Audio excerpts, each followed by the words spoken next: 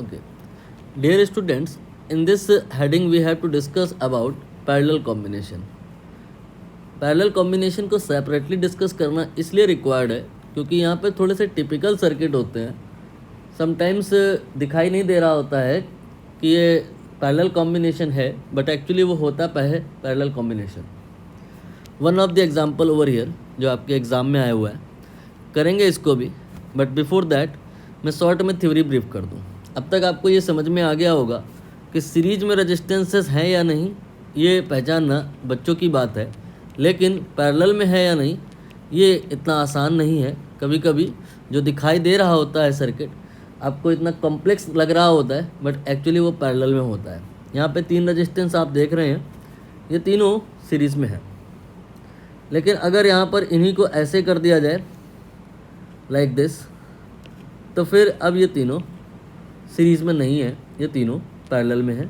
ये एडवांस में सबसे पहले ये आया था, फिर इसके बाद ये जिसका भी मन करता है जहाँ भी पूछने लगता है. हालांकि अब ये ओल्ड फैशन हो गया है, आने की फ्रीक्वेंसी थोड़ी सी कम हो गई है, बट फिर भी कभी कभार आ जाता है. तो यहाँ पर हमें ये जानना है, अगर रटने पर आए तो बात ख़त्म हो जाएगी. कहा जा सकता है कि रट लो, ये पैरेलल में है, लेकिन ये कोई प्रॉपर सल्यूशन नहीं है. जैसे कि अगर मैं यहाँ पर इस प्रकार से आपको 2 रेजिस्टेंस बना के दे दूँ और फिर पूछ लूँ आपसे कि ये सीरीज़ में है या पैरेलल में, तो अगर कंसेप्ट क्लियर नहीं होगा तो फिर इसमें आप आके फंस जाओगे और इसके लिए भी फिर कहा जाएगा कि रट लो ये पैरेलल में है. तो रटना is not the solution, concept थोड़ा क्लियर हो तो बेहतर होगा. तो कंसेप्ट की तरफ आते हैं. सीरीज़ कॉम्बिनेशन में आप ये कहते हो कि करंट जो होता है वो कांस्टेंट होता है. पैरेलल कॉम्बिनेशन में आप ये कहते हो कि जो वोल्टेज होता है वो कांस्टेंट होता है. इसको आप ऐसे अगर लिख रहे हो तो ऐसे ना लिखो. सीरीज कॉम्बिनेशन इम्प्लाइज कि करंट कांस्टेंट होगा. यहाँ पर ऐसे बना लो, बोथ साइड दिस इम्प्लाइज. इसका मतलब क्या है? इसका मतलब यह है कि अगर कहीं करंट कांस्टेंट है तो उल्टा भी ये सही है, वाइस वर्सा भी ये सही है. We can say combination is series. कहीं अगर वोल्टेज कांस्टेंट है, वी कैन से जो कॉम्बिनेशन है पैरेलल है. शक्ल देखने में कैसी है इस बात पे आप ना जाएं. आप यहाँ पर दिल तो नहीं देखेंगे, यहाँ पे आप करंट या वोल्टेज देखेंगे. अगर करंट सब जगह सेम जा रहा है तो आप बोलेंगे कि सीरीज़ है, और अगर वोल्टेज सेम जा रहा है देन वी से कि पैरेलल है. शक्ल देख करके समटाइम्स टिपिकल सर्किट में बताना मुश्किल हो जाता है. बेटर विल बी कि आप करंट और वोल्टेज का डिस्ट्रीब्यूशन करें, फिर आप देखें ये सेम है या नहीं, और क्या सेम है क्या नहीं. अकॉर्डिंगली सीरीज पैरेलल समझ में आएगा. फॉर एग्जांपल अगर हम यहाँ पर बात करें, ये जो मोस्ट पॉपुलर क्वेश्चन है इसी की, तो फिर यहाँ पर वोल्टेज को पहले मार्क कर लो, फिर करंट को कर लेना. पॉइंट ए, पॉइंट बी, अपनी तरफ से कोई भी वैल्यू आप मान लो.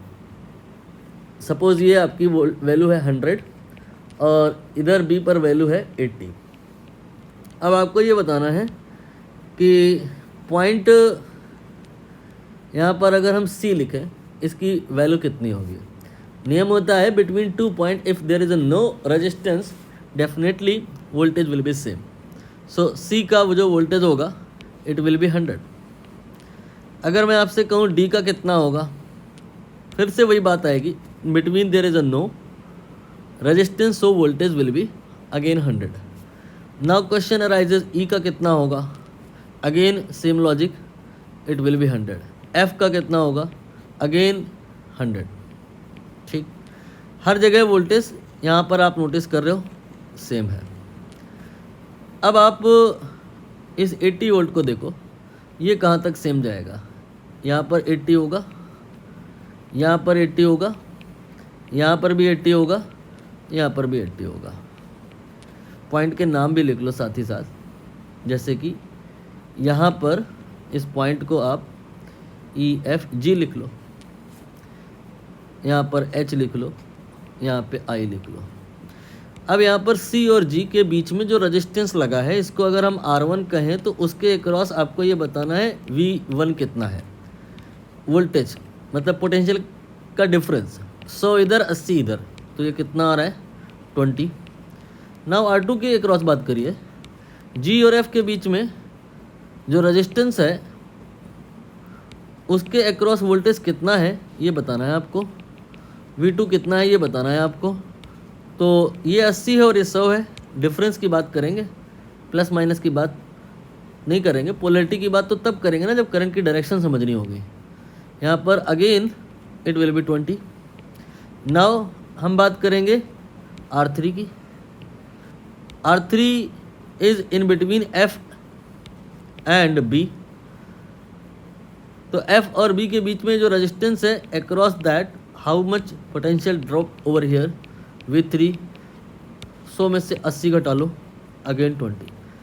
आई थिंक आपने रियलाइज़ किया होगा कि ये सारे ही resistances same potential drop bear कर रहे हैं and it happen in parallel combination. So they are in parallel combination. Now how we can calculate equivalent? Formula for the parallel equivalence is 1/R1, 1/R2, 1/R3. Put these values here R/3, here R/3, here R/3. Solve करिए, ये आपका R/3 में और 3 divide हो जाएगा, ये R/9 आ जाएगा। ये रहा आंसर। बाकी इन फ्यूचर आप डायरेक्ट भी करें कि जो अगर सारे रेजिस्टेंसेस इक्वल हों और पैरेलल में हो तो डिवाइड कर दीजिए। कितने से? जितने रेजिस्टेंस हो। कितने हैं यहाँ पे? 3 है, तो 3 से डिवाइड किया मैंने, R/9 आंसर आ गया।